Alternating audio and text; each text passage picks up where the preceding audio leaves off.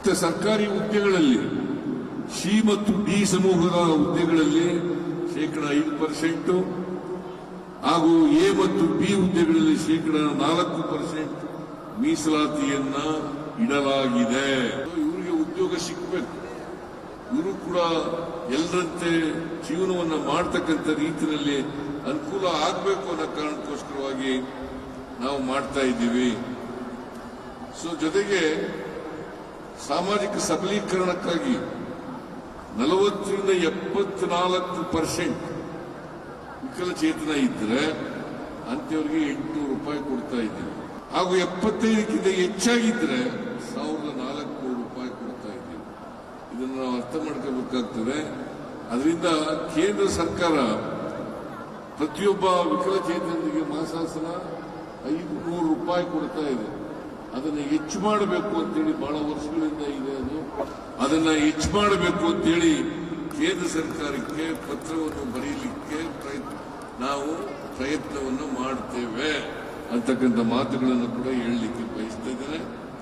ಆದ್ರಿಂದ ನಮ್ಮ ಸರ್ಕಾರ ಯಾವ ಕಾರಣಕ್ಕೂ ಕೂಡ ವಿಕಲಚೇತನರಿಗೆ ಸಹಾಯ ಮಾಡಲಿಕ್ಕೆ ಹಿಂದೆ ಬೀಳಲ್ಲ.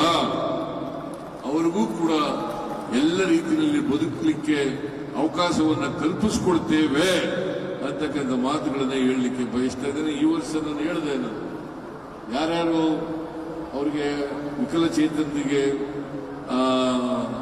ವಾಹನಗಳನ್ನು ಕೊಡಬೇಕು, ಎಲ್ಲರಿಗೂ ಕೂಡ ವಾಹನಗಳನ್ನು ಕೊಟ್ಟುಬಿಡಿ ಅಂತ ಹೇಳಿದೆ ನಾನು. ಒಂದೇ ಸಾರಿ ಎಲ್ಲ ವಿಕಲಚೇತನರು ಯಾರ್ಯಾರಿದ್ದಾರೆ ವಾಹನ ಬೇಕಾಗಿದೆ ಅವರೆಲ್ಲರಿಗೂ ಕೂಡ ವಾಹನಗಳನ್ನು ಕೊಡಿ ಅಂತಕ್ಕಂಥದ್ದನ್ನ ಹೇಳಿದ್ದೇನೆ. ಅದರಿಂದ ನಮ್ಮ ಸರ್ಕಾರ ಯಾವ ಕಾರಣಕ್ಕೂ ಕೂಡ ವಿಕಲಚೇತನರಿಗೆ ಸಹಾಯವನ್ನ ಸಹಕಾರವನ್ನ ಅವರಿಗೆ ಆರೈಕೆ ಮಾಡೋದನ್ನ ಕಡಿಮೆ ಮಾಡಲ್ಲ ಅಂತಕ್ಕಂಥ ಮಾತುಗಳನ್ನ ಈ ಸಂದರ್ಭದಲ್ಲಿ ಹೇಳಿ, ಇವತ್ತು ವಿಶ್ವ ವಿಕಲಚೇತನರ ದಿನಾಚರಣೆ ಆಚರಣೆ ಆಗ್ತಾ ಇದೆ.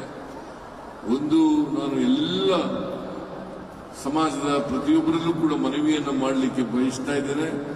ಇವರು ಸಮಾಜದಲ್ಲಿ ಯಾವತ್ತೂ ಕೂಡ ಶಕ್ತಿಹೀನರಲ್ಲ, ಶಕ್ತಿವಂತರು ಅಂತಕ್ಕಂಥದ್ದನ್ನ ಅರ್ಥ ಮಾಡ್ಕೋಬೇಕು ಅಂತಕ್ಕಂಥ ಮಾತುಗಳನ್ನು ಹೇಳಿ ಮತ್ತೊಮ್ಮೆ ವಿಶ್ವ ವಿಕಲಚೇತನರ ಶುಭಾಶಯಗಳನ್ನು ನಾಡಿಗೆ ತಿಳಿಸಿ ನನ್ನ ಮಾತುಗಳನ್ನು ಮುಗಿಸ್ತೇನೆ.